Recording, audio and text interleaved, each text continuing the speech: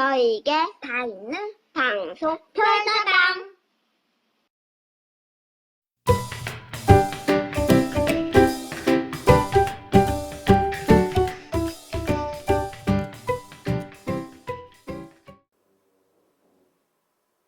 안녕하십니까. 제가 천자문을 강의하는데 8자씩 끊어서 강의를 합니다. 매 시간은 20분 내외 강의가 되고 있습니다. 그런데 다른 곳에서 천자문을 강의하는 데는 시간 제약이 없기 때문에 8자를 가지고 60분에서 90분 정도 이렇게 강의를 하고 있습니다. 8자를 설명하는데 60분, 90분 이렇게 걸리고 있습니다.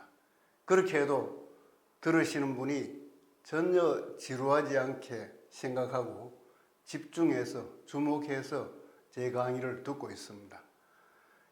여기에서 동영상은 20분 내외로 하기 때문에 제가 하고 싶은 이야기를 굉장히 절제하고 있습니다. 그래서 제가 아쉬운 마음이 굉장히 많습니다. 앞으로 천자문에 관심이 계시는 분은 다음 학기에 아마 대구 노인종합복지관에서 천자문 강의를 개설해 줄지 모릅니다. 그럴 때 여러분들이 오셔가지고 들으시면 더 자세한 설명을 들을 수 있으리라 생각합니다.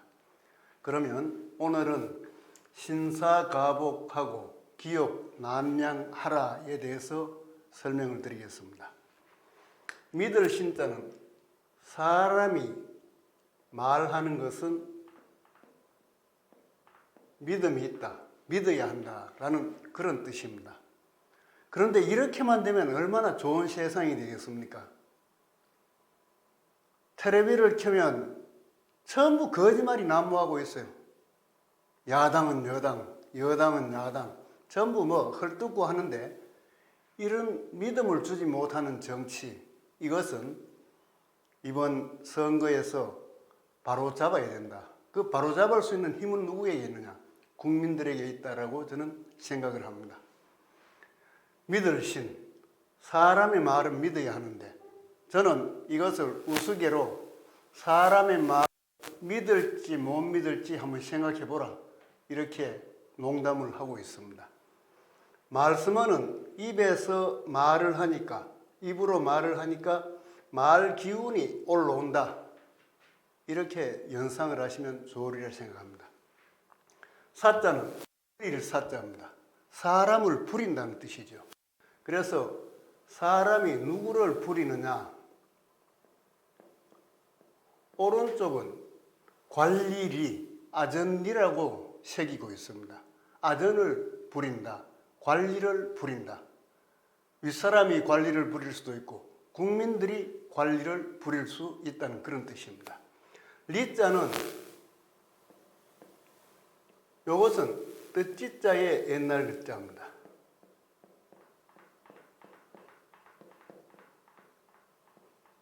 뜻지의 고자.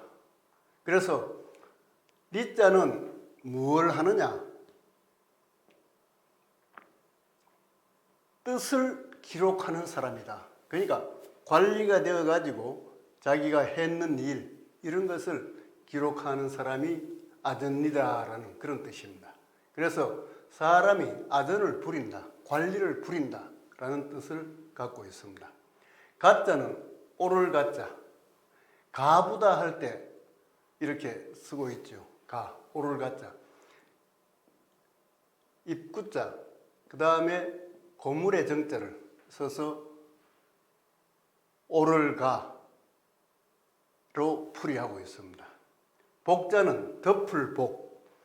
이 덮을 복자를 쓸 때 유의해야 될 것이 하나 있습니다. 위의 것이, 이것이 덮을 아라고 합니다.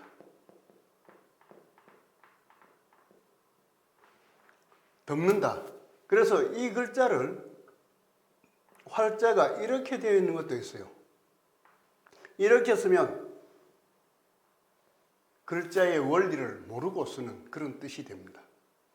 그래서 덮을 하자는 반드시 이 사이를 떨어뜨려야지 옳게 쓰는 것입니다. 그래서 덮을 아. 자, 이건 뭐냐? 요게 병마개라고 생각하면 됩니다. 양주병을 생각하시면 요 병마개가 있고 또 겉을 감싸는 그것이 있겠죠. 그래서 이것을 꽉 덮는다라는 그런 뜻이 있습니다. 그래서 요 글자는 반드시 이렇게 써서는 안 되고, 또 심지어 어떤 사람들은 그냥 편하게 이렇게 선역서자로 쓰는데 이것은 아주 잘못된 것입니다. 그리고 거듭복자. 거듭복자는 행한다는 뜻입니다. 자꾸 행한다. 거듭 행한다. 갈복자. 오른쪽은 간다는 뜻이 있어요. 갈복자. 그래서 거듭 간다. 또 다시 한다라고 할 때는 다시 부라고 하는 뜻이 있습니다. 부활한다. 복습한다. 이때는 복습. 이럴 때는 부활. 이렇게 읽게 됩니다. 그래서 덮을 복자는 거듭 확인을 해야 된다 하는 의미로서 복자를 밑에 썼다라고 기억하시면 되겠습니다. 기자는 그릇 기자입니다. 그릇은 어떤 그릇이냐? 가운데 보면 개견자가 있습니다. 전에 개견자를 설명드렸습니다. 이것은 큰 대자는 사람의 뜻이다.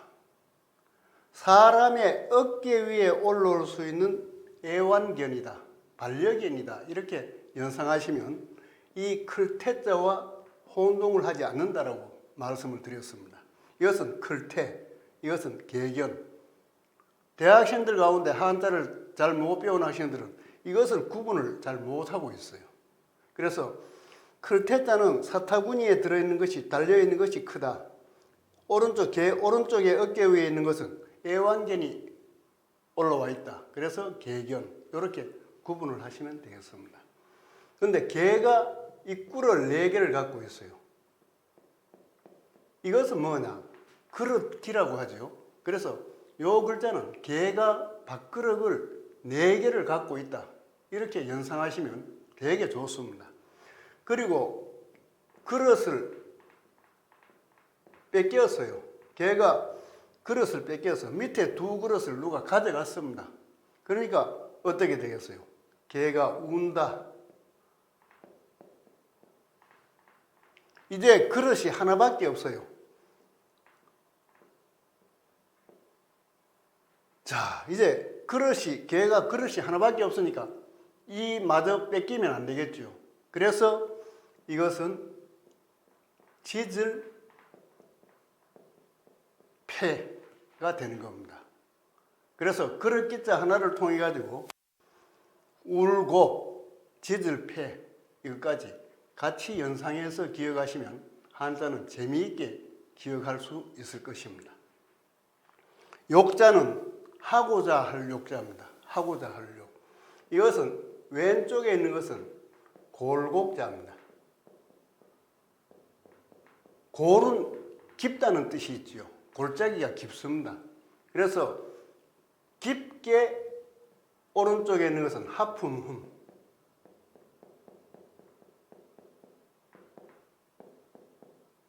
깊게 하품을 한다. 그러니까 무슨 일을 하기 위해서 달리기 선수가 달리기 직전에 깊게 숨호흡을 하고 달리는 준비를 하는 거죠.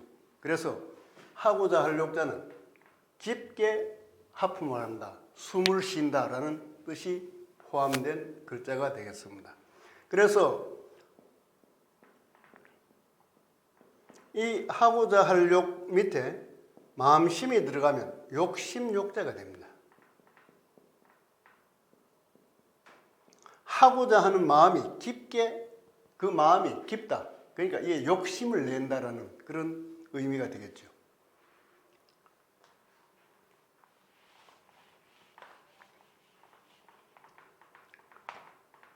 그 다음 오른쪽은 어려울 난자입니다. 어렵다. 왜 어렵겠습니까?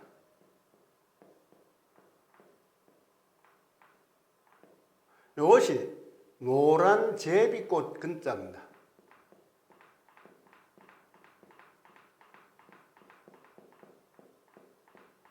근. 요 위에 초두 모양이 있기 때문에 풀이다라는 뜻이 연상이 되고 요 전체를 노란 제비꽃 근자다 이렇게 이야기하는데 요것은 요 글자와 뜻이 같습니다. 요것은 진흙근이라고 이야기합니다.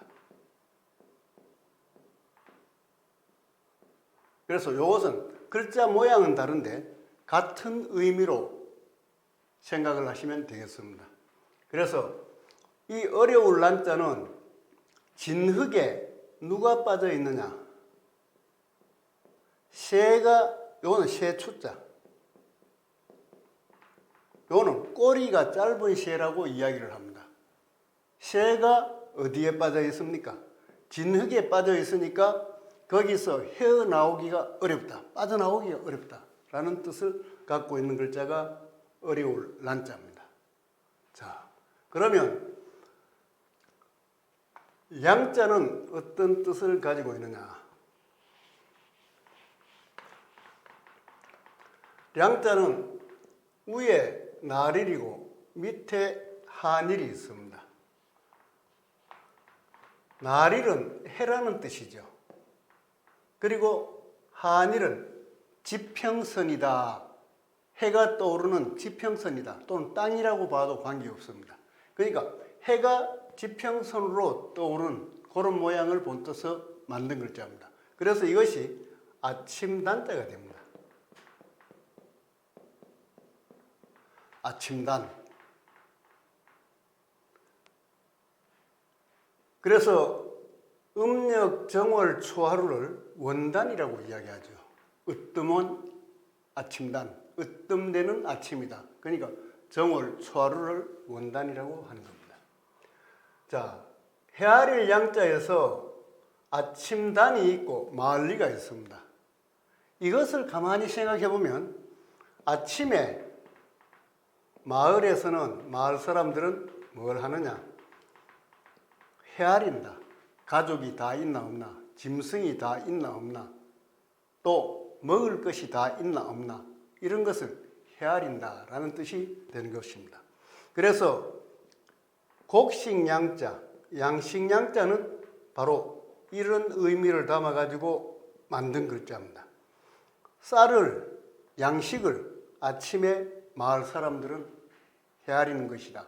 그래서 곡식양이다라는 뜻이 성립이 되는 것입니다. 그래서 한자는 한자 한자 익힌다면 대단히 부담스럽습니다. 그러나 이렇게 익힌다면 한자는 재미있고 쉽게 기억할 수 있습니다. 쉽게 기억하니까 또 쓸 수 있는 힘도 생기게 되는 것입니다. 그래서 이 글자 속에는 쌀미가 있고 나릴이 있고 또 아침단이 있고 한일이 있고 아침단이 있고 또 마을리가 있습니다. 전체적으로는 헤아릴 양,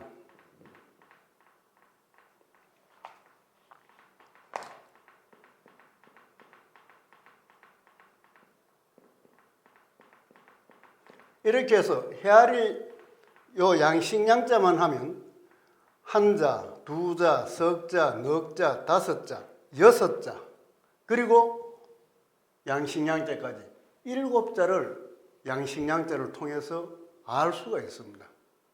한자가 어렵지만 이렇게 기억하시면 어려운 것이 아니고 가장 한글보다도 어떻게 보면 쉬울 수 있다라고 저는 생각하고 있습니다. 그래서 요즘 한자는 죽은 시대가 되어버렸습니다.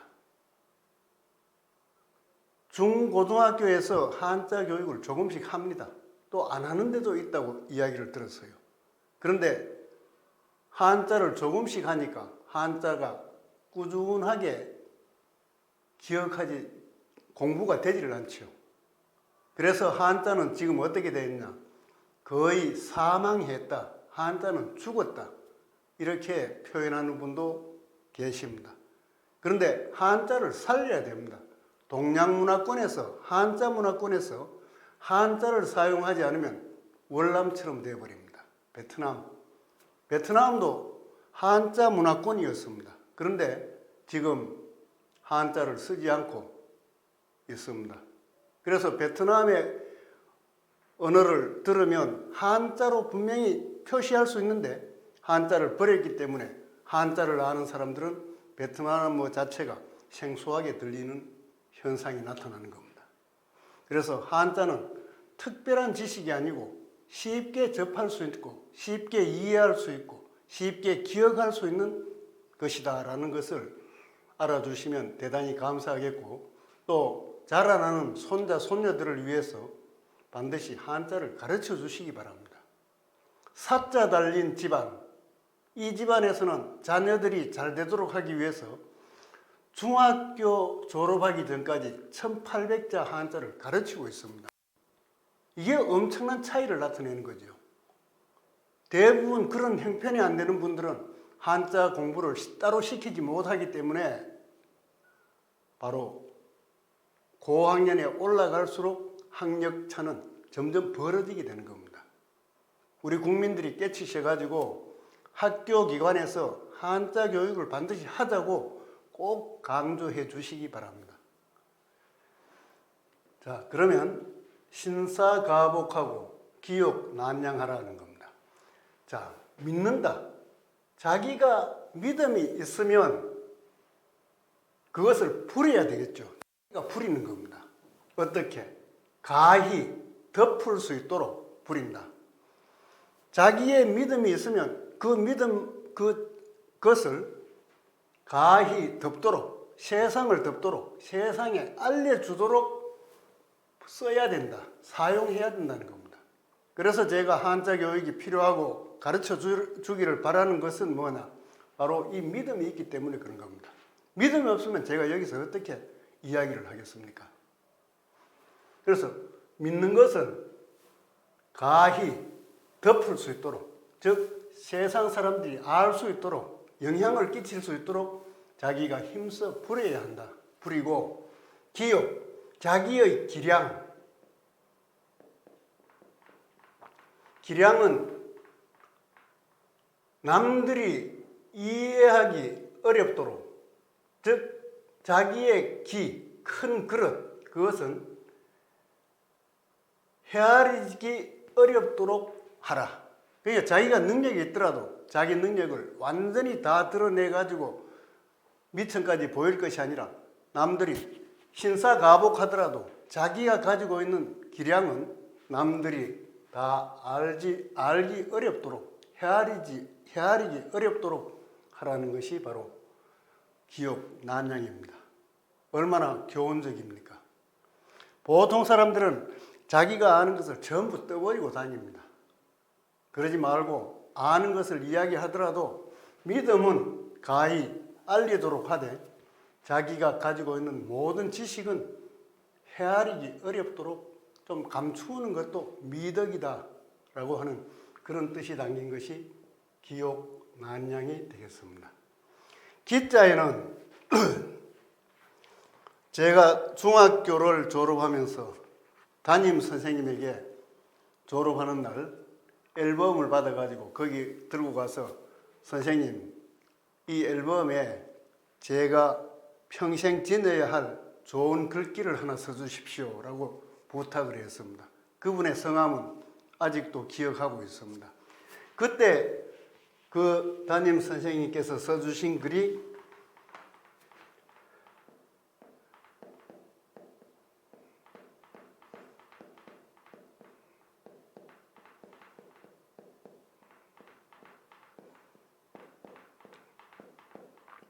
대기만성자입니다. 뜻그대로입니다. 큰 그릇은 완성하기가 어렵다.